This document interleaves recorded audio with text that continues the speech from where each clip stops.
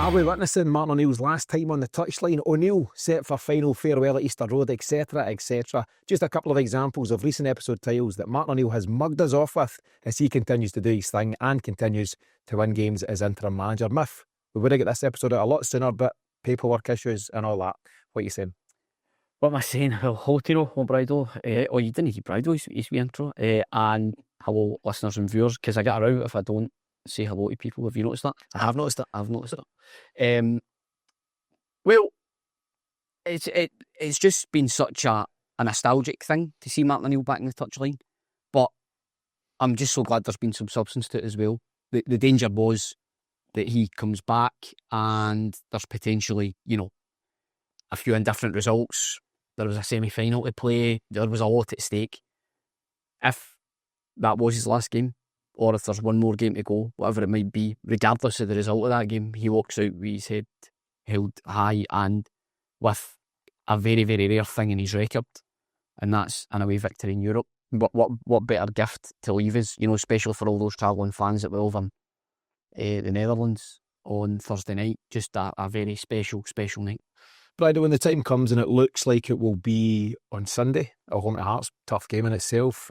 But you know what? There's no perfect time really. It has to come at some point and it'll be what it'll be. But regardless when he starts, it's a seriously tough act to follow on Martin O'Neill. Oh yeah. I mean, what he's done since he came in, we touched on it on the post Hibs podcast, and it was the difference that we could see in the players, the reaction to him. I said that he gets automatic respect. There's an aura when he walks into the room. The stats back that up as well regarding he's had 5 league games. Well, he will have 5, maybe 6 league games, but and he's won them all. So a couple of 4-0 victories in there. A semi-final against Rangers.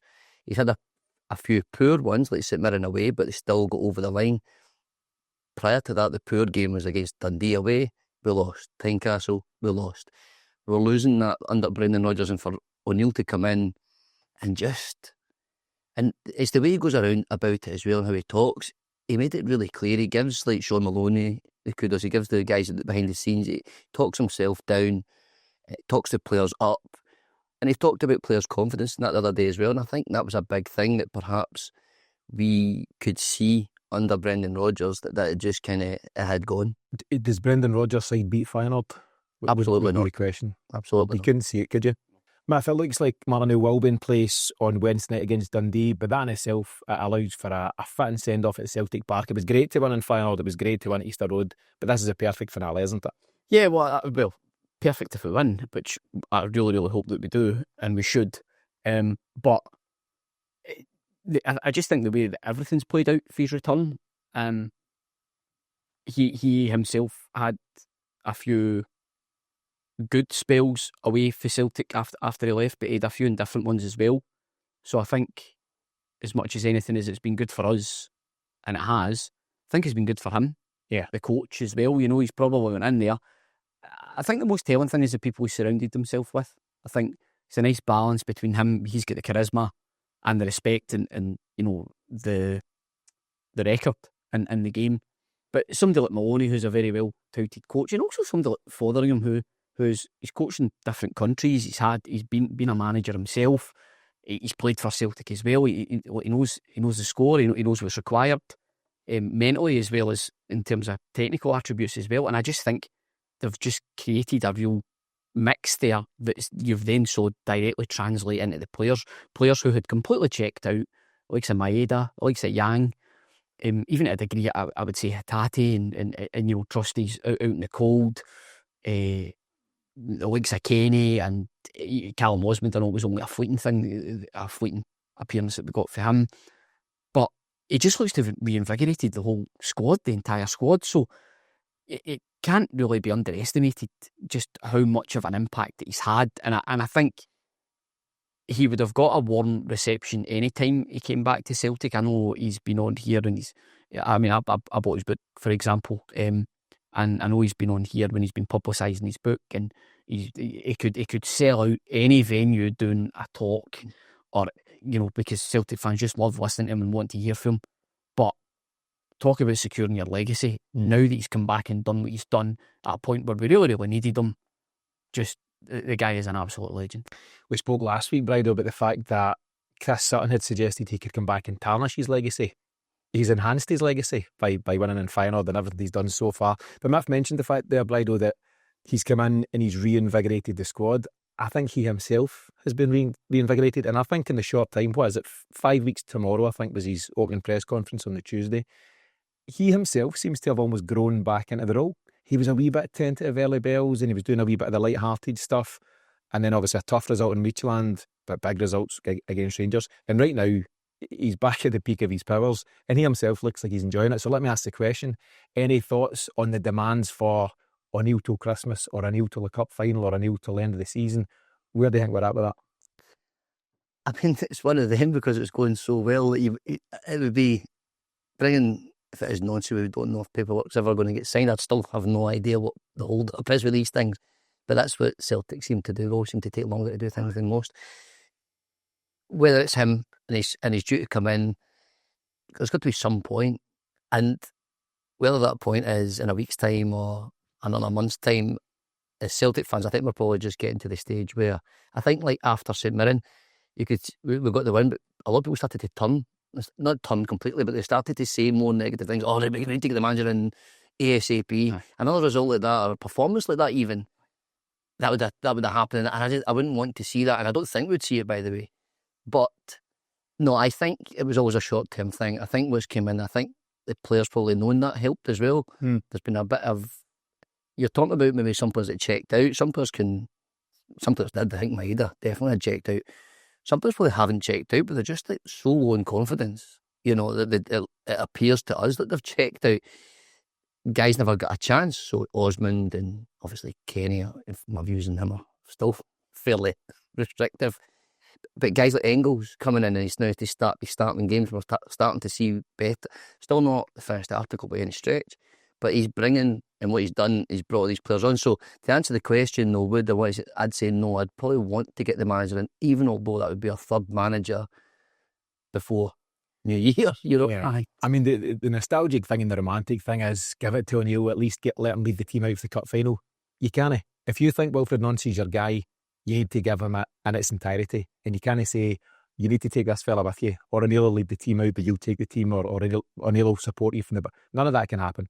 When Wilfried Nancy gets the job, paperwork dependent, it'll be his to do as he pleases, or at least it should be. If Bridle mentioned that guys like maybe Dice Maeda had checked out, maybe Rio Hatai had checked out, they've checked back in, and Arne Engels has stepped up, and Yang has stepped up, and that is down to Martin O'Neill. That is solely down to Martin O'Neill. And you're right to say that he's built a good team around him. Like all good managers, you can't do it on your own these days. You need to build your backroom staff, and Maloney and Fotheringham and Steve McManus seem to have played a key part. But ultimately, a good manager gets the best out of individuals, and that's what he's doing with those guys and various others. Yeah, well, I think the most glaring example for me is Osmond to one side, right? Because I find it baffling. I always go on about the eye test when you talk about footballers. Everything about him was what the team needed, in my opinion, right? So you've got an elite coach, apparently. You never done watching him, air quotes there. Watching him every day, and because of his massive ego and his runnings with the board, rather than doing the right thing for the club, which a good Celtic man would do, of course, he's chosen just to exile that young lad. And then he comes in, that tells you straight away that a clean slate has been given to all the players, because it's been a case of, come in, impress me, if you do, you'll be in the team.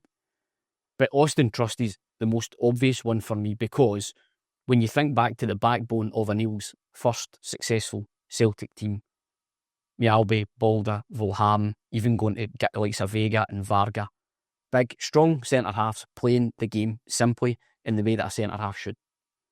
It's one right out of even going back to O'Neill's mentor, the Brian Clough playbook of keeping the game of football very simple. 4-4-2. And get it in the mixer. Listen, no, I'll draw you the lines there, but I want my full back. But the Austin Trusty we are watching right now bears absolutely no resemblance to the Austin Trusty that was in the first team before. Yeah. With the exception of the odd individual performance, maybe backs to the wall performance. What you've had is a level of consistency that we as fans were dreaming of when he first came in, especially based on the price tag as well, and coming for come to the Premier League, albeit with a relegated team. So that Midas touch, if you want to call it, it's just quite simple. The fact that Martin O'Neill is a very, very good football manager. What he's able to do is he's able to instill confidence in players. But I also think what he's done is he's actually used the squad, even though it's a relatively thin squad, with the exception of maybe Bernardo. Everybody else has been given a pretty fair chance and seen a lot of minutes. I always found Rodgers' squad management really bizarre. Somebody would come in or get chucked on when we really needed a goal and then never be seen for weeks, even in squads.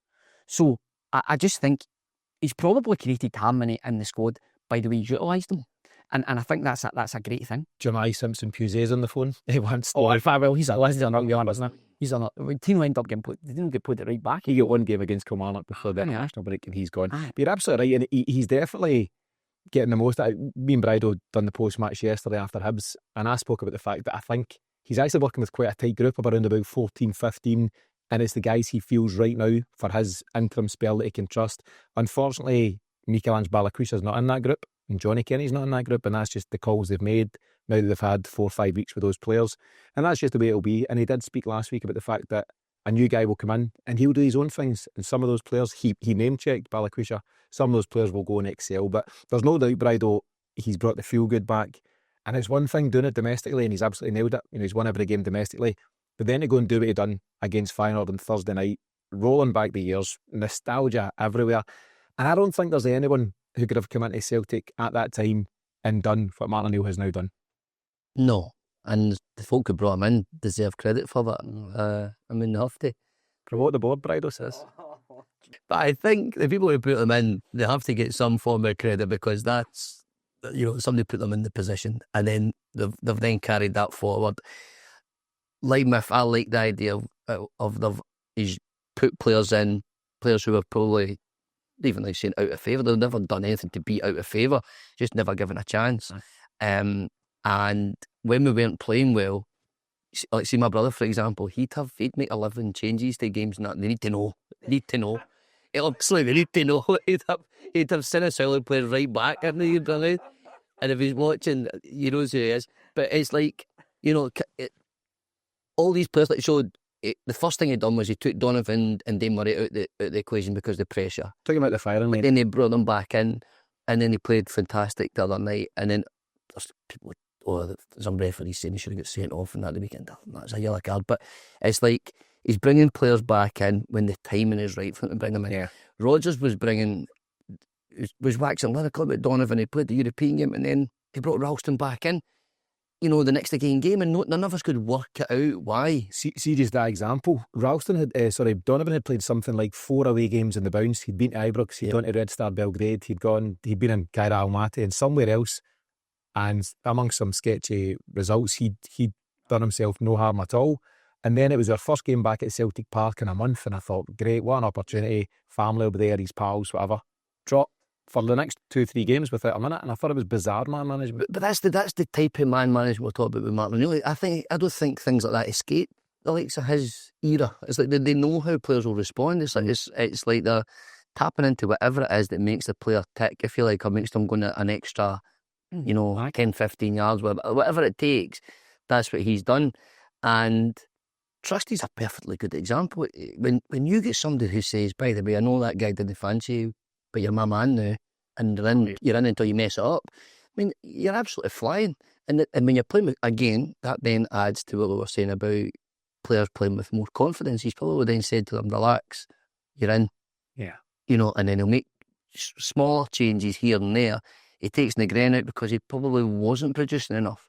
He then gives Engels, but he's not just like one game or 60 minutes, has a poor 60 minutes, then he's hooked him off again, and he's running.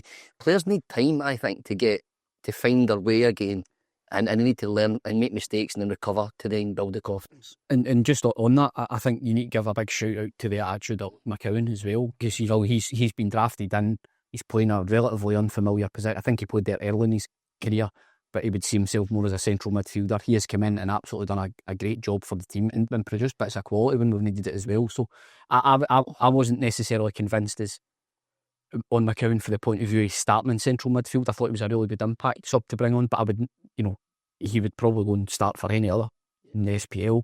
So you don't want to kind of say to him, right, well, you don't want to stifle his career either. I know he's a big Celtic fan. He'd maybe be happy to be an impact sub at Celtic. I don't know, but even seeing him playing off the wing, he's got that sort of intelligence where he can offer the width, but also can I play like an inside forward as well. So I think the attitude he's shown after being out the team and hardly playing it, like, I don't think he featured at all in the semi-final against Rangers, which would have hurt him, because he had been, even though he was on the bench, he was still featuring a lot. When he's been asked to come in the way he has and put the work in for the team, I think it's been excellent. I think he's massively been a massive importance, because he retains the ball. It's like when Forrest came back in. James Forrest doesn't lose the ball that often, and he finds making runs in the pitch sometimes is a kind of, what's a shite bags move if you want to just be. You're like going to attack a fullback, right? Like we've seen Yang do that and we get a goal, right? We've been crying at them to do that, but occasionally, if they've got their blocks and stuff, you've got to create a bit of chaos. And James Forrest, and he can then find those wee intricate passes. I think Luke McCowan's like that, but in a different way. He can't get to the byline, it's not his style. But what he's very, very good at is creating space for somebody else, and he does that so well. And he's done that in that kind of, he's fixed a problem on that right hand side for us, because it's been a problem for far too long. But that's the thing. So I don't think he's the long term solution there. But while he's there, he's doing a great job. And I think you need to credit him for something in particular from Thursday night. He's hit the crossbar for half a yard out, right? And that weighs on you as a player. That niggles at you as a player. But he's put that to bed, and 20 minutes later, he's clipped that pass into Rio Hatate in the channel. And it's one of those ones where it's all right for us watching it on the telly and seeing Rio's run. As a player, it's a different thing. There's a lot going on there. He's clipped a brilliant ball in. Hatate does his thing, and Yang, as expected, tucks it away at the back post. But I think McCowan deserves great credit for just sticking with it and taking the hits, because not playing against Rangers is a hit for a guy like that. But he dusts himself down, and he's doing a great job at this moment in time. Before we move on from Feyenoord, it'd be remiss of us not to mention Paddy. We've not seen him. No, He left last Wednesday. We've not seen him since his trip. Don't know if he's built a new life out there, doing a bit of dancing. We don't know for sure. But a real shout out to Paddy, Nicky and Stevie, particularly Stevie. I've mentioned it on another show, but Stevie Keenan was there. That was his 25th away game in Europe with Celtic, which in itself is admirable. His first win. Paddy and the boys get a win in Lazio in Roma against Lazio, and I think there's a few others elsewhere. Stevie's been sticking at it, defeats, draws, defeats, and he gets his win. I think he'll need to get T-shirts or something made up. Oh no! And as always with Stevie, I seen a picture of him and he was looking absolutely delighted. And shout out to Paul Connon as well, who it was his first victory after about 20 odd attempts following Celtic away. So a couple of jerseys. Listen, but it can be a right stinger. I mean, I've been to a few, but most recent one was Atletico Madrid. My head I sent off after 10 minutes. I was like, I took the wee mildest boy. I was like, me basically just gone the note. It's done 6-0. So you really enjoy those nights when you go. So I'm sure the lads did when they were over there. So much so that we've not seen Paddy. So Paddy will be back hopefully by the end of the year. We'll see him back in here. But well done the lads, and hope they enjoyed it. Let's look briefly at Europa League stuff, right? Because we had the debate before Feyenoord. Is this done for us this year? Do we just need to park that? Get back to domestic stuff, get back up the table. Amazing what a big win on a Thursday night will do for you. But let's look at the bigger picture. The suggestion is that 10 points takes you through, more or less. And we're currently on 7 now after Thursday night, with Roma to come next Thursday. Bologna away on the 22nd of January, so a bit of a gap for Bologna away. And then Utrecht at home on the 29th of January. Where are you at it now, Brido? Are we going through? Should we have a proper go at it? What's your take? Yeah, I've never really kind of wavered from that. It's, we're not in a position to... This is a waverer here. I'm really liking it. Not in a position... I probably say they wanted to say, would you accept this or this? This is no, I wouldn't. I like it. We doing both. We should be doing both. Isn't it a set you? Yes, it is. He's a right. It's terrible. Continue, Brian. I've not, like I say, I've never wavered from that. But I'm not just anything. To be fair, if you're going to enter a competition, you've got to do your best of it. That we're in no position to look down upon Europa League as if we deserve to be a Champions League club and stuff. I think we've got a Champions League level support and stadium and stuff in a Champions League night. We're set up in that way, but I don't think as a club that we deserve to. We don't invest properly. We don't run the club the right way in order to be a Champions League club. So the Europa League I think is really important that we do give it the best possible shot, which with the players we've got at the minute, we should be thanking our lucky stars that we are in the Europa League and in the Champions League, because we're very, very, very different competitions. The thing is, as a club, you should invest for Champions League, and if you fall short on a qualifier, then you should say, well, do you know what, we've got a pretty good squad here, we could have a go at this Europa. And let me read out the top 6 right now in terms of the Europa League cable. Obviously we know the new format is, 36 teams, one big group stage. Top 6 are Lyon, Midtjylland, who we've played, Villa, Freiburg in Germany, Real Betis, Ferencvaros. Hardly big hitters, and actually if you get any one of them in your Champions League section, you know, old format or new, you're quite happy with it. Celtic shouldn't be afraid of these teams. We do know, of course, we've got our injury troubles, and you know, Carter Vickers, Jota, Alistair Johnson, Callum Osmond, they're kind of long-term situations. But if we can get through to January and reinvest, I don't think your new signings can play in those 2 games, but if you can make the signings in January that can then feature beyond that, I don't know why you wouldn't go for this. We're actually in a fairly decent position. You'd probably swap, if you swapped around the Braga result for the Feyenoord result, would probably be where you would expect to be at this stage. Yeah, get to look. But, you know, so I don't think we're a million miles away. I think it's more the Midtjylland performance rather than the result that's the stinger. You know, we are fairly used to getting away and getting beat 3-1, you would say, but it was the nature of it. We could have absolutely ripped apart that night. That was a 3-1 doing, and it was, but it's a wake up call from the point of view. Not only is that a club who is smaller in profile, but it's also a club who are running their football operations in the correct way, and it's actually shaming the way that we're operating. So it's actually a double defeat, because it's a defeat on the pitch, but it's a defeat off the pitch as well, because it's actually showing us, you're sitting with £70 million in the bank, which I don't even know if Midtjylland turnover. I don't mean to be disrespectful. They're owned by a billionaire, but they would still need to have an operation in place. You know, you're owned by a billionaire. Sorry, we've got a minority shareholder that's a billionaire, a dominant shareholder, calling the shots. So the point is that, with that aside, if you actually look at the campaign, it kind of doesn't quite correlate with how our off-field troubles have manifested through the season. Anil's come in, steadied the ship as well. It's all part of that feel-good factor. But the very interesting thing of all of this is, we are quite willingly going to rip all that up and appoint a new manager at a very, very vital juncture in all of this. Now, nobody knows how that's going to go. He's certainly not going to come in and do the old happy granda act that Martin Anil's done and galvanise everybody. He's got to come down and put his stamp down, because it's going to be his. Yeah. So the one unknown in all of this is, how are the players going to react to that? That's it. And that was going to have a direct impact on, cup final, Europa League, or even transfer policy, because there's a really intense schedule to come up within the next 5 weeks. And it's all, so whilst we're feeling pretty good about how things are at the moment, I'm not saying, I'm looking at this just in a pragmatist way rather than a pessimist way, is that you have to allow the new manager that time. It's such a unique situation to be coming in December when things are going well and a new manager's coming in. It's going to take him time. I know. It's life in Glasgow. It's life at Celtic. So the new guy will come in and say, I'll get a bit of time. They'll be like, you've got till Sunday. You need to win against Hearts on Sunday. And if you don't win against Hearts, you're under real pressure. And if you don't beat Roma from the Serie A, you're under pressure. And then you've got a League Cup final. The pressure's there immediately, and that's just the way it is. It's the way that just the way it is. But I thought it was interesting you talked about the players, because you can't discount where they're at this moment in time.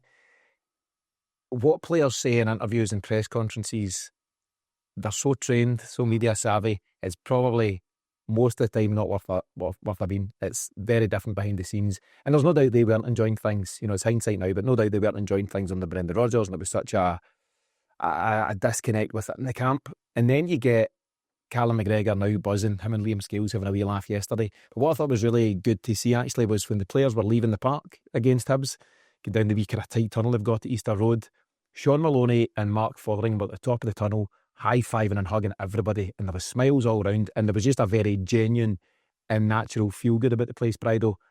And that's what Celtic need to be careful of, because these players are clearly really enjoying themselves with Martin O'Neill, with Sean Maloney, with Mark Fotheringham, with Steve McManus, and that's just about to be shaken up again, and that's going to be the hardest balancing act. Yeah, it will be. Like I said, it's 3 managers before the turn of the year. I mean, that's a lot, and it's a lot of different messages and stuff, but they're professionals, and this is where guys like Cal McGregor, Kasper Schmeichel, men like that in the dressing room have to act accordingly, and they will not, and they'll lead. I don't think that they'll get rid of all the coaches. I think they'll have to have some form of transitional period where, Fotheringham would seem the good fit, wouldn't he? Maloney has expressed an eagerness to go back to his old role, player pathway manager. Fotheringham's found himself back at Celtic, and he might just be the perfect fit for this. It may well be. I mean, what I see from these guys is this energy, and it's building that energy and that momentum and that feel good factor, and it's fairly obvious. Like there's way to the tunnel and the high fives and all the rest of it, and it's to keep that going and show appreciation to the players and stuff. And that's ultimately part of a coach's job. An assistant, you've kind of always got the old kind of disciplinarian, and then the wee guy bouncing about, ranting when you better not do that, let the gaffer, I'll not tell the gaffer and all that, that kind of thing. So, I mean, it looks very much like, if Celtic had Netflix following in the last year, it'd be unbelievable. It'd be up there with Game of Thrones, right, for numbers, right? Well, Game of Thrones, we'll get rousted, Game of Thrones, right? But it would take too long. But I honestly think that it's been generated. But I do think for when the new manager does come in, though, I actually think Martin O'Neill will have a vitally important role, and I genuinely think that he will not be egotistical about any of it. He will be very much, you've done me proud, I can't thank you enough, I want you to don't ruin it. Aye. And this is a new guy that's coming, kind of similar to, remember, like Klopp thing with Arne Slot kind of thing, singing his song. I'm not going to say start singing Martin O'Neill, but I think I think he will have an important role for that. It's like in work where you're trying to get finished up for Christmas, but you've got to do a handover to the new guy, and Martin O'Neill's got to sit with Wilfried like, right, this is how we do things round here. But I think they're potentially, listen, those two guys will go for a coffee at some point, and O'Neill and Nancy will chat it through. And he was asked about that, will you give advice to the new guy? And he said, it's not advice. He said, I'll give my opinion, and it's up to him whether to run with it or not. I've been listening to a few things, and we'll get to Wilfried Nancy in the second half of the show, but I've been listening and watching several new things over the weekend. There's a great piece by Hamish on Celtic AM where he speaks to two guys from the US about Nancy. And the more you hear, the more you get excited, and he seems like a really strong character and someone that'll be ideal to take us forward. So we'll see when we get to that. As mentioned, myself and Bridal done the full Hibs post-match. You can get that now on our Patreon. If you're not already a member of our community there, check it all out at patreon.com/Celtic Exchange. Just before we go to the break, I want to give a shout out to an amazing charity based here in Glasgow called Aware Scotland. Aware's big thing is providing unique experiences and opportunities for young people who might not otherwise get them. The people who volunteer for them and the dedication they show to their young people is genuinely inspirational. We were at their annual awards night last week at Bad and at the Barras, and a big shout out to all the winners on the night, and especially to Chris Clancy, who's the driving force behind everything that they do. If you get just a spare minute, jump on to awarescotland.co.uk to check out the amazing work they do right here in Glasgow. OK, let's take a break. When we come back, we'll find out just how good Bridal is or not when it comes to Celtic trivia.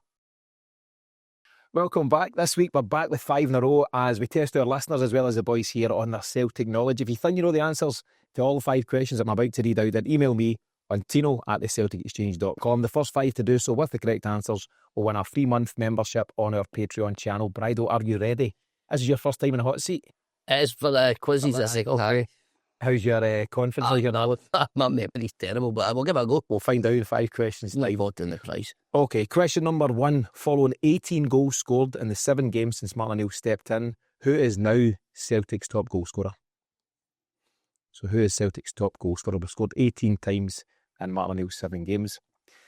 Brad, you know the answer to this one, so don't shout out. We covered it yesterday. When was the last time, Miff, that Celtic conceded a goal from open play domestically?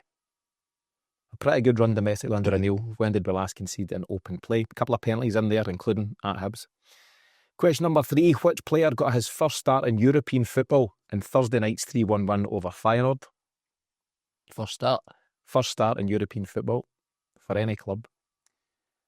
And question number 4. Who have Celtic drawn in the 4th round of this season's Scottish Cup? And a bonus point if you can name the ground that they play at.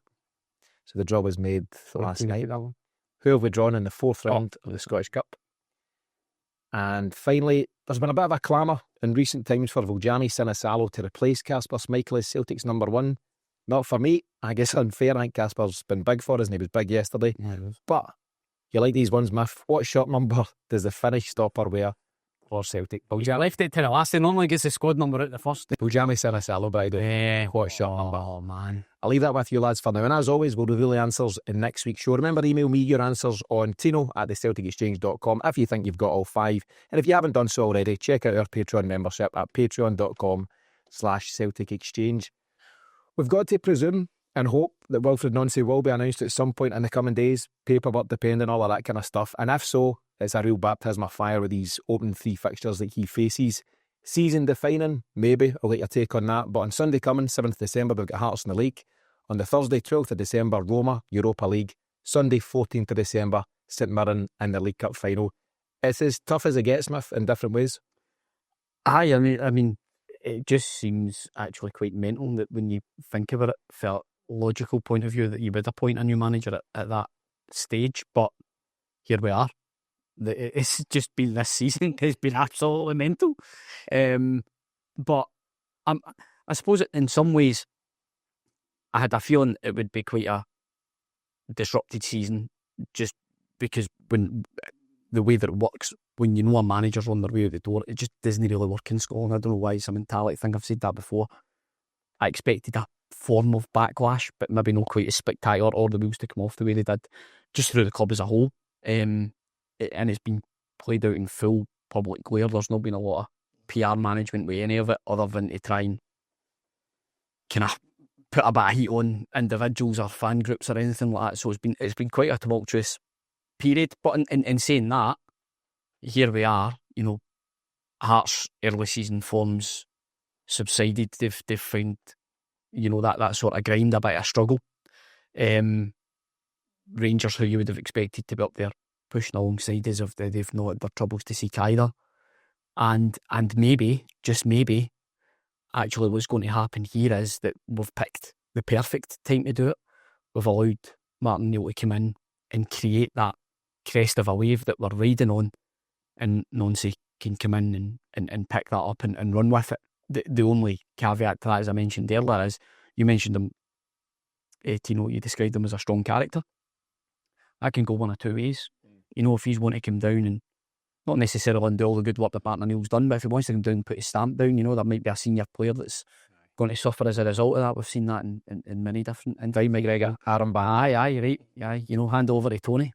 So there's a lot of different ways that this could go, but I suppose I've tried to not, like I did with Ange, I've tried not to look too deeply into it prior to him being appointed, so that I can just judge it from when he becomes Celtic manager, rather than say, oh, you know, because it's happened in so many different places. Rather just look at it from the decisions that he makes from when he becomes Celtic manager. And do you know what?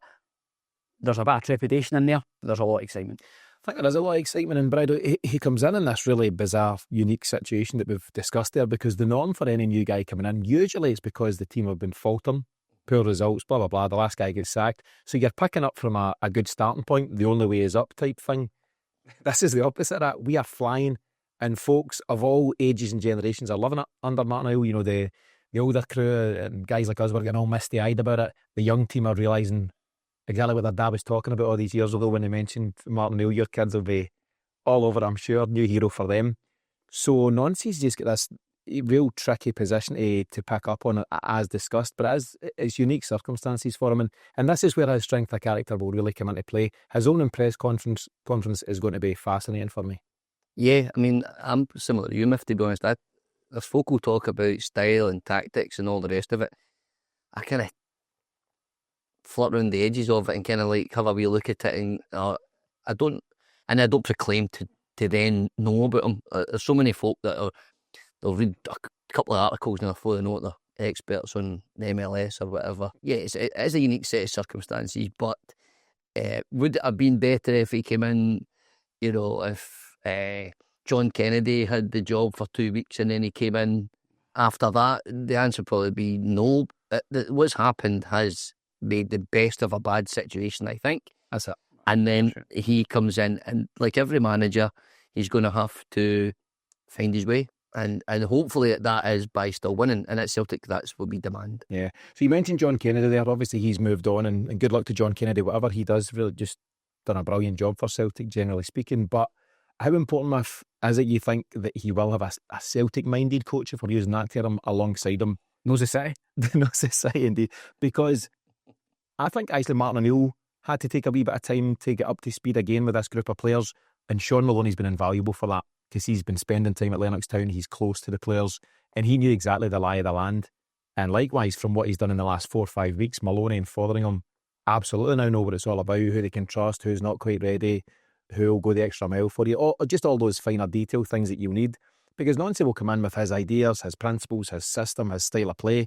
That's great, but you need to know who you can trust and who the round pegs are for your round holes and all those kind of things. And I think somebody with knowledge of this current group could be vital. Yeah, I mean, it's really interesting to think that a manager's going to come in. It seems to me like we've probably appointed someone, ironically, who would be more of a coach for a European style, which immediately makes me think that's going to conflict with what we see week in, week out when we play in our league games. Yeah. So moving that to one side, it may be that by having a Celtic-minded or someone who knows the city in the coaching squad, they can impart that on the manager to say, listen, I know you've got a preferred style of play, but you might want to have a wee look at that when you're playing against Livingston at home, because regardless of how you set up, they're going to fall into a bank of 5 and a bank of 4, and you are going to need to solve that particular puzzle. Yeah. What would be really intriguing is if they maybe can you imagine a home if we let Livingston, Kilmarnock, whoever have the ball, and then we try to hit them in the break? You know, it'd be a very novel concept, but it's very, very unlikely that the fans are going to accept that. So that's where you probably need that continuity and someone who's coached at Celtic or someone who's aware of what goes on in the league, because our league is very, very unique when it comes to that. You wouldn't have this problem in many other top 5 European leagues if you went there. Do you know, I'm not saying the SPL is a top 5 European. I'm picturing a funny scenario. So I was watching Hamish's video that I mentioned on Celtic AM. It's worth checking out. And one of the MLS experts that were there was talking about the fact that, so Nancy is quite a pragmatic coach by all accounts. He'll change his style for different games, and he went to play, I think it's the CONCACAF Cup, you know, he played Mexican sides and different things, and he found a different approach to some of those games. But one of his things, by all accounts, is enticing the opposition out, almost teasing them out, you know, playing about with the ball in front of their kind of midfield, and then exploiting the space once they commit and once they go for it. I can imagine a situation where Davy Marndale's Livy are just like, we're not coming. We're not coming out.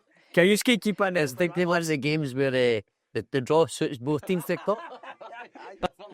So Davy Marndale's screaming at the hammer throwers, don't go. And they're just sitting with the ball, they're just sitting in the back. And Celtic's midfield are just popping it right to left, and nobody's going anywhere. And the whistle goes. Instruction. His big system, by all accounts, is a 3-4-3 or a 3-4-2-1 at different times. Very much the opposite of your 4-4-2, get it in the mixer approach. But can he adopt this from day one? Or will he be looking, I'm sure he spent the last couple of weeks looking at what Celtic are currently doing and the lie of the land. But either do you think he'll come in and say, there's not a lot wrong right now with this 4-3-3, maybe I need to just bide my time before I fully bring in my own system and shape? I mean, that would be the kind of, would be the sensible way, wouldn't it? Like, if it's not broken, don't fix it. We have to change it at some point. I think the fact that he's going to be so different to Martin O'Neill, and maybe even say Rodgers as well, so I think he's going to come in, in the 35 seconds of the AGM we got, they actually started talking about data analytics and all the rest of it, and they're going to invest in that kind of. I mean, I think he's going to be coming in as a kind of modern head coach type and not manager. And I think that would then mean on the training ground and driving players to play that way will be his kind of bread and butter, to be honest with you. I think that's what it'll be. And the rest of the stuff will, you know, the recruitment is the recruitment. Anyway, I've said that whoever is sitting next to him at the opening press conference is going to be really telling. It might be Michael Nicholson, or I think it might well be Paul Tisdale. He's head of football and operations. By all accounts, this is a Tisdale's thing. You know the link now, it's been much repeated. Kwame Ampadu is a guy whose kid used to be involved with Exeter City when Paul Tisdale was there, and he's now at Leeds United, the son. And that's the tie-in. It seems to be a Paul Tisdale appointment. Is he now going to stand up and say, this is my appointment? You know, I know Wilfried and blah, blah, blah, and this is going to be the setup moving forward. I'm head of football / director of football, and this is my coach. Do you see that? No, yeah. But whether Tisdale's the person for me, I don't know, because I'll tend to just leave all the people behind the scene. I like to just look at the pitch and the tactics and the players and all the rest of it. But with that, when we look at all the problems and all the rest of it, Celtic as a business is so massive that even if it's to look at that, even that structure and the governance and all the rest of it, Michael Nicholson shouldn't really be involved with a lot of the football stuff. To be honest with you, he shouldn't be doing it should be a director of football for me that's given a budget, who's told you're allowed X amount, and that wages and player thing, and this is your net spend and whatever else. So, but that's his gig. Yeah. You should then be, and then if it falls, it's on you. The chief exec should be bringing all facets of that side of it. But Celtic's too big for him to be able to put the focus in. So I would really hope that somebody has that role. But whether it's him that I want, the football doctor, is that his name? You never see him. You never see a doctor any time any other time. Self-appointed football doctor. But that is a thing, by the way. You've spoke to me off record as such, if that's a thing, just about the fact that at a club the size of Celtic, as a CEO, you've got a million things to do. There's a whole retail operation, and that's massive, and you've got your big sponsors and your stadium to look after. Before you've even looked at the footballing side, and the way that Martin O'Neill gets good generals in place, Sean Maloney's, Mark Fotheringham, etc., the way Celtic are structured just now, it would make far more sense if Michael Nicholson were to say, Paul Tisdale's my football guy, so that'll deal with that side of things, and Paul, you've got 30 million in summer to do as you please. We will give you autonomy to spend that 30 million however you see fit, and you can deal with retail, and you can deal with stadium and blah, blah, blah. It just seems the structure's all over the place at the moment, and that's obviously part of the bigger issues ongoing. We'll see, as I say, what kind of questions are thrown and who's at the top table on that press conference. Miff, his system requires, this 3-4-3 system, requires 3 ball-playing centre-halves by all accounts. Do we have 3 ball-playing centre-halves at the club? No. So what do I do? I don't know. It sounds like it's got the makings of a sort of Amarin type situation where he might need to go through a bit of pain until at Man United. Yeah. Because that was his preferred system as well. So has he changed that up now? No. He's not. He's sticking with it. And they went on a decent run, Man United, and that's faltered again. I think, again, not to turn this into the Red Devils exchange, I think Sesko and Cunha both missing at the same time has been a bad thing for their style of play, even though they won at the weekend. That can happen. They need any club. Cunha's the X factor. Can you see a situation where if we go with 3 centre-halves, KT might be a left-sided centre-half for Celtic? I think he could do that job. And Martin, he'll just do a quick thing on KT. He's revealed in the last day or so that he's playing through the pain barrier. He's got heel issues, and he also got a big toenail removed, which isn't as insignificant as you think. That can cause all sorts of bother. And actually, it kind of makes sense, or it looks like KT's playing with injury at this moment in time. What we have seen is he currently isn't the bombing left sider that we've grown used to over the years. Sarachi is, and you can see that from the second goal against Hibs. Brilliant to see. And I wonder, Bride, if maybe there's a wee role there for KT, just hunker in, left centre back, and then you've got Scales in the middle, Trusty on the right. For now, he might sign you guys in the summer. January. I'd like to think that Dane Murray's still got stuff to offer as well, regarding, because he is, certainly from what we see, he's good on the ball. He's made his mistakes and all the rest of it, and it wasn't just him against Hearts, by the way, but he didn't have a great bad day. It was and he's a young boy, and he'll get brought back in if the managers think that he is good enough, and they'll see him every day, of course. But Tierney on the left, more issues, and you get 3 left-sided centre-halves, you want to call them then. But, we've got 2 at the moment, just add another one in. But I think if that was to be the way for us to think of the 3-4, and Sarachi, I think, could certainly do that. I think he's a centre-half's nightmare at times. We'll just bring him, rein him in sometimes. But as fans, the first thing we want to see is, well, a lot of us are saying like Donovan over Ralston, because Donovan isn't scared to go forward. We're all saying Sarachi's actually maybe the first choice over KT just now, because he's got that energy and pace. He runs aggressively. It's that energy. See, like you said, man, just like the way he drives forward with the ball. And many times, but I don't know how many times he carried the ball 30-40 yards. Just because he's got that desire. He's turning defence into attack. And against teams that are will press, which there's some do and some don't, right?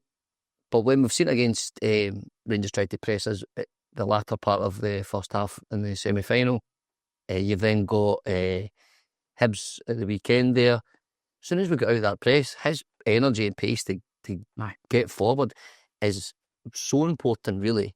The other thing about it is, see that energy? It lifts his teammates and it lifts the fans. Everybody gets on board with that. And actually, Celtic's second goal, I don't think it's getting enough credit or the credit it deserves. It's brilliant by Schmeichel, plays it to Scales, who plays it to Hatai, and it's Hatai's vision that opens the whole game out. But Sriracha runs from, let's say, halfway inside the Celtic half to halfway inside the Hibs half before releasing it to Yang. And it's a brilliant goal, and we can talk about Sriracha at some point moving forward, because I think he's a guy that we should be looking to keep. But before we go to the final break and into the final part of the show, just a quick question for you both. Centre halves aside, where else does Wilfried Nancy need to invest, and quickly? Very quickly. What are you saying about your man? What one? Yang? The Yang Meister? No, I don't think we can keep him.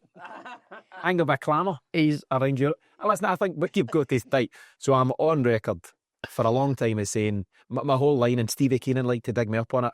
I used to say, he's got something. He's like, but what is that something? I'm like, I don't know. But he's got something. Back to you, bro. But he's clearly a confidence player, right? And he didn't have the confidence or the backing of Brendan Rodgers. He was in, he was out. He was all those things that you said that Martin O'Neill was the opposite of. Martin O'Neill basically says at some point, I'm trusting you, you're my guy. Go and do your things and you'll get at least 2-3 games to prove it. I don't know where he's at in terms of his headspace and what he's thinking in January, but he stepped in the last 2 games and put in 2 big performances, mostly Feyenoord. I thought he was man of the match against Feyenoord, and I thought he had a really strong game as well against Hibs, and it just shows what any given player can do when there's belief. My most recent take on him, though, has been that his time at Celtic is up because his head has gone. But who knows, there's sliding doors moments in everybody's career. At one point, quite a long time ago, we thought James Forrest was gone, and he's come back to become Celtic's most decorated player. Now, I'm not saying Yang will become our most decorated, but he's got something.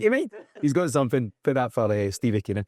Anyway, we'll see. But Yang aside, so obviously we're good to go on the left-hand side between Yang and Jota when he comes back and all those guys. Tanecki's a wee bit off the boil, isn't he, in terms of his end product? But I think it's glaringly obvious we need a right winger to allow Luke McCown to settle back in, and we could do with a centre-forward, couldn't we? League 2, because Maida will be away in January. You think so as well? 100%. Yeah. He say every time he goes away and plays for Japan, he tells them tells all the secrets. Right wing centre forward, it has to be. It's the most glaringly obvious. The midfield is doing okay. Okay, they've been underperforming, but in the numbers wise of quality versus quantity, it's not that bad. McCowan's still there as well. Bernardo's not contributed overly, but he still, we think, is a good player. That's fine. But right wing and the centre forward is an absolute must. Yeah. It has to be. You'd be looking to try and make Sriracha's move permanent. But I'd be bringing in a right back. I think we need a right back. I don't think we can rely on Ralston. Because Johnson's got to be out for months. So I don't think we'll do that. Maybe even a lone right back. I don't think so, but I think we need a right back. I think we need another centre half. I think we need a striker. I think we need a right winger. Yeah, but plenty for Wilfried Nancy to do when he comes in. Let's take another short break. When we come back, we'll round off this week's show. Welcome back to the final section of this week's show. On Sunday, ahead of the game against Hearts, the Celtic Fans Collective have announced there will be a fan march from Celtic's birthplace of St Mary's in the Calton to Celtic Park ahead of that game against Hearts, and it will take place at 1:15 on the day. Full details can be found on the collective social media pages, but I just want to read out some of the words here which I think are important. So they've said, we'll assemble at 1:15pm and make our way peacefully to the stadium ahead of an important match. Along the route, we will pass a Green Brigade food bank collection point where supporters are encouraged to donate non-perishable food or toiletries to those in need this Christmas. All Celtic fans are invited to join us as we embark on a unifying and defiant celebration of everything good about Celtic Football Club. Brido, you've not been here in the studio in recent weeks where we kind of generally have covered lots of stuff about the collective and how things are going in general. What's your take on that? Do you see any... I think this is good. I think that's a positive march, and the wording is good in terms of a peaceful march to the stadium, a celebration of everything good. Fully on board with that kind of thing. But your thoughts in general on that situation, and do you see any light at the end of the tunnel? There's got to be some light at the end of the tunnel. Where it comes from and when we'll see it, I don't know. But I just think that the collective, when it all started, and we had the kind of points within that letter, and then we've seen it bounce back to the Celtic board, and then they came out fighting and swinging, and with Dermot Desmond's son chastising and just obliterating any form of relationship between fans and board. Not helped by some actions as well, though, at the wrong time, I have to say. We've had silent protests, we've had marches, we've had red card, getting held, all that sack the board chance. I honestly don't think that board will do anything at all to change a great deal based on some of the actions that have happened up till now. I just don't see anything being impactful enough against a board that are so quite clearly set in their ways. And I hope it does. And I hope things like that are plentiful. And I've said all along, I think the Green Brigade and others do some fantastic work. So the food bank's a brilliant example. Example. And that's exactly what Celtic is meant to be about. But then there's things and times where, the thing with the steward and the police, I get the Falker game and they say that didn't happen and the club said it did. It's like, sometimes as a fan, you're just wanting to honestly just go, sing, support, cheer, greet, whatever. When we all then get embroiled in it and we then feel obliged to hold a flag or hold a red card thing up or whatever, sometimes against people's choice,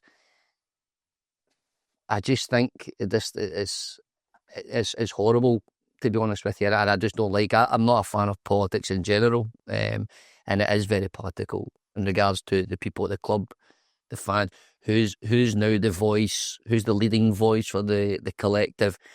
When I've read bits and bobs around it and spoke to people within it, or people who are on the periphery of it as well, there's divisions even in that now from where it was at the very start, which was predicted, I think, that would happen. It all comes from passion, don't get me wrong. Yeah. It all comes from a good place. Like, everybody wants the best, or what they think's the best for Celtic. But sometimes the actions by the club, who tell us they want the best for the club and the fans, sometimes it's the fans who will do some things. It actually then is a negative impact, and that I'm afraid is what we see probably as much as the good, if not more, sometimes. I think there's sometimes, or what's happened previously, is success on the pitch is often papered over the cracks of the fractious relationship between board and generally the fans, I would say. But after the events of the summer, there's a lot more to be angry about. I think there's more of the casual fans, like you mentioned, Pride. I would have probably put myself in that camp prior to the summer, where I just wanted to go and support the team. But now, it's that contempt bit. Even the way Ross Desmond spoke at the AGM. What I'm aware of, I'm conflicted, because I know when it comes down to when you're within a corporate environment, you're expected to behave a certain way to get your message across. But I don't think the board are leaving the fan groups or the collective with any other option than to try to do different things, because they're quite clearly, you said, set in their ways. They've just completely dug their heels in, even to the point where they just hope things go away. Now there's no clear plan, there's no clear message comes back. It's basically just go on and shut up and go away and just keep paying us your money. Yeah. That is their feeling towards us. So, on the one hand, it's really disheartening to think that no matter what we do, unless we just completely stop going as a fan base, which nobody wants it to get to, no, even the board included, obviously, but also the fan group, nobody wants that. But the more you see it play out, the more I think that that's the only way that you're going to get any decisive action. James's whole take last week is that he thinks, to use his words, he thinks the club will just pull the shutters down now till next year's AGM, because it's like, well, you had your chance at AGM, you disrupted it, that's not worked out, and we'll just fall silent. Because even at this moment in time, I'll come back to you in a wee second, Bridle, but at this moment in time, the collective have put together the 10 questions that I think were due to be asked at the meeting, at the AGM, and they've now, in a public way and a private way, I think they've sent them to the club by email or whatever, but they've also published them on socials. So they're there for everyone to see, and it'll be interesting if the club do come back with something on socials or otherwise and say, yep, we hear your 10 questions and here's your 10 answers. But the way things have gone, I don't think we're seeing those answers, are we? No, we're not. And, that what happened, I genuinely think that was orchestrated and very deliberate.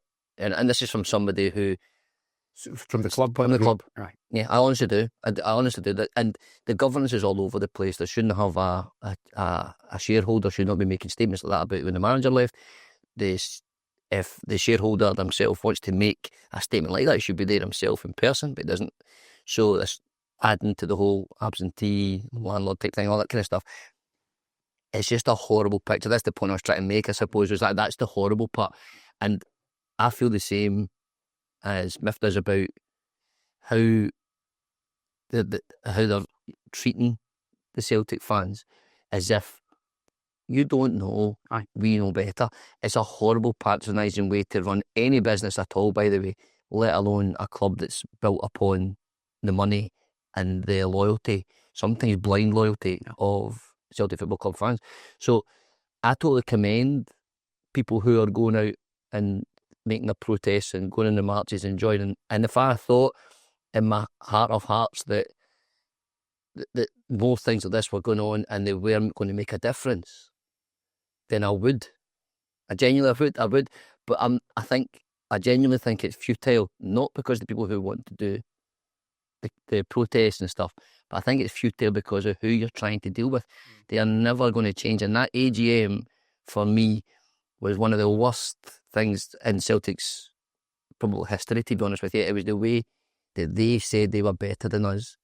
And that itself is all wrong. A club that was built on something completely very different, and it's terrible.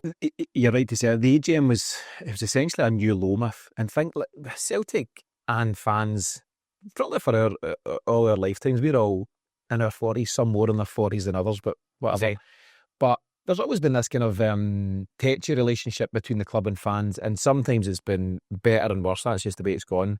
But this feels like the worst it's been in modern times. And I did an episode last week, actually, I'll just mention it here, with Jim Orr and Des McLean. Jim Orr's the writer and Des McLean is the star of and if you know the history, Celtic Play. And they were in here, and they're both good guys, they're both humorous guys, but we're talking about the similarities and the differences between those times. And you've got a very different situation in the 90s where the whole thing was existential. Celtic were facing going to the wall. This time around, fast forward 31, 32 years, it's the opposite. We've got more money than we've ever had, but you've got this dominant individual, and this is where the futile part comes in. You've got this dominant individual who's digging his heels in, and it doesn't look like he's going anywhere anytime soon. And that's a real hard thing to get your head round to, because people are protesting and voicing and holding out cards and all these things in really good faith. But I wonder if there is light at the end of the tunnel. I've seen Chris Sutton has come out and kind of almost requested peace or requested a way forward.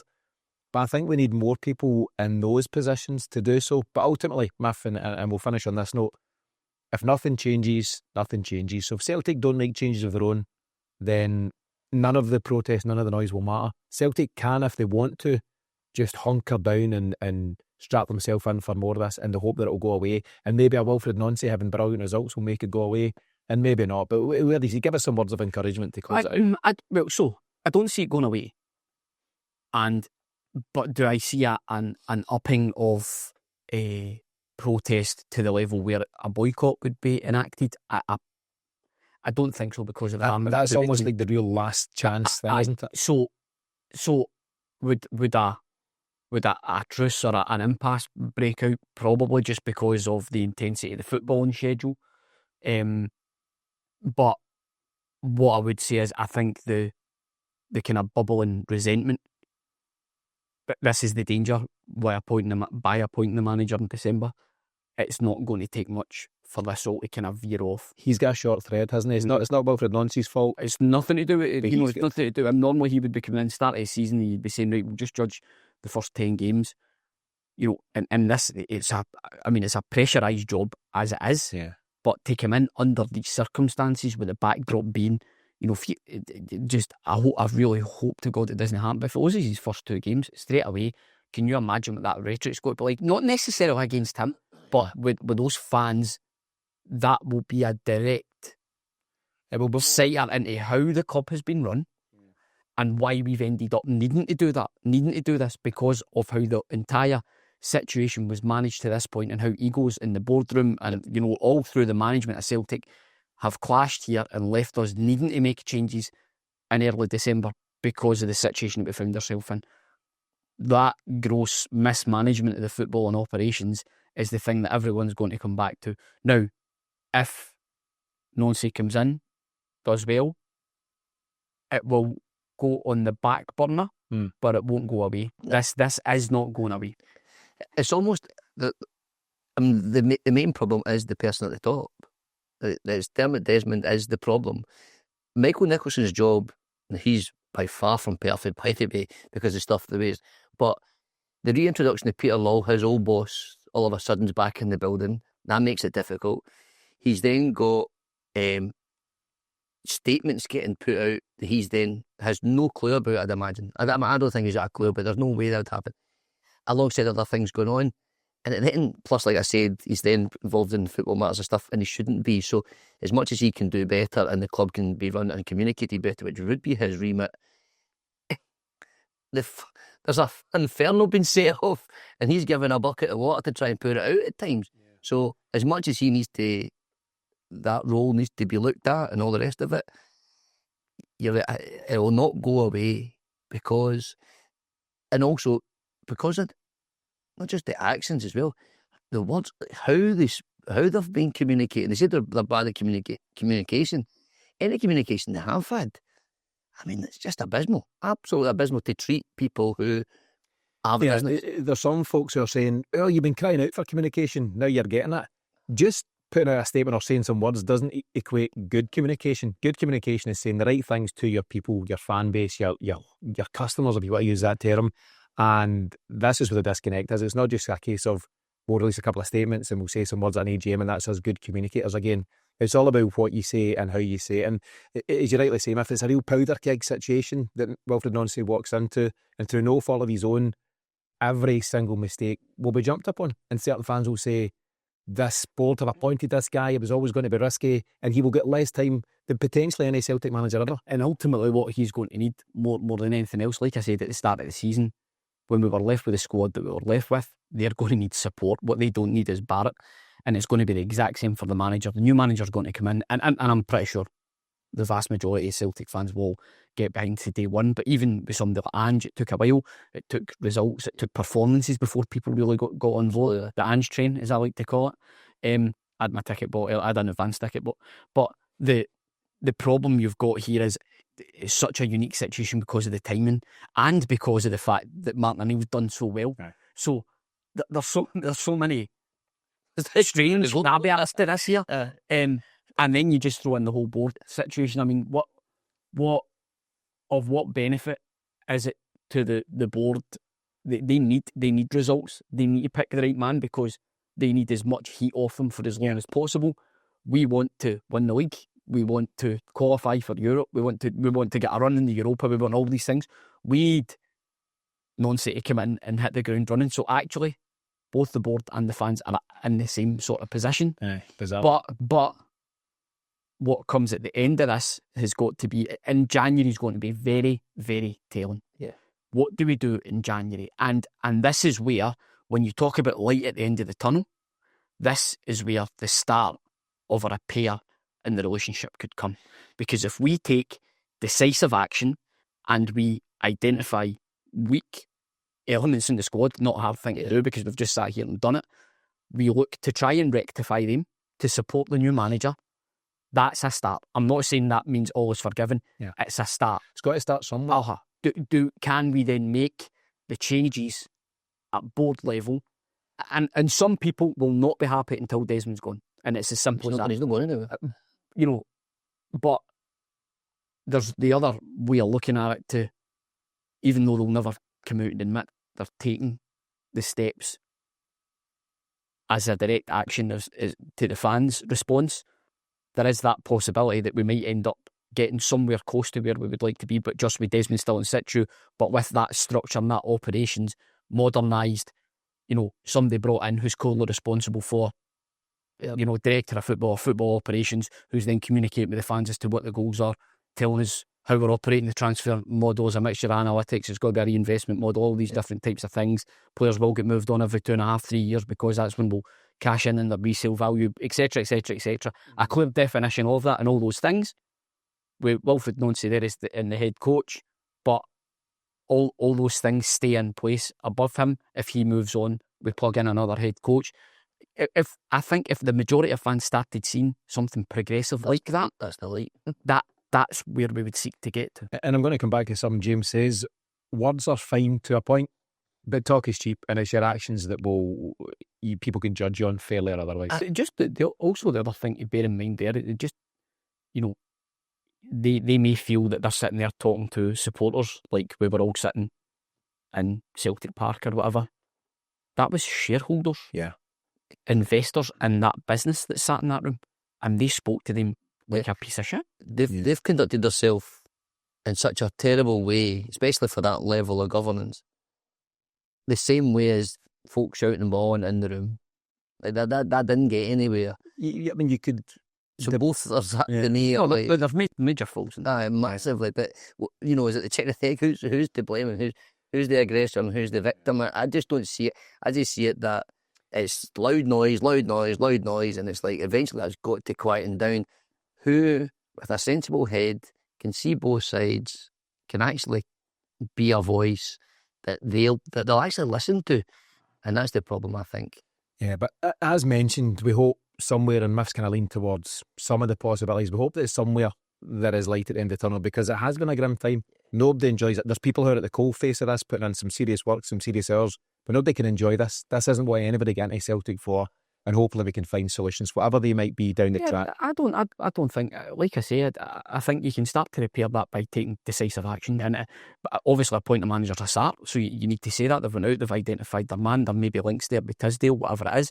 But does that point to him getting more responsibility and then a clearer structure around the football and operations becoming apparent around transfers and things? You know, you can see there's a clear pathway here for us to go.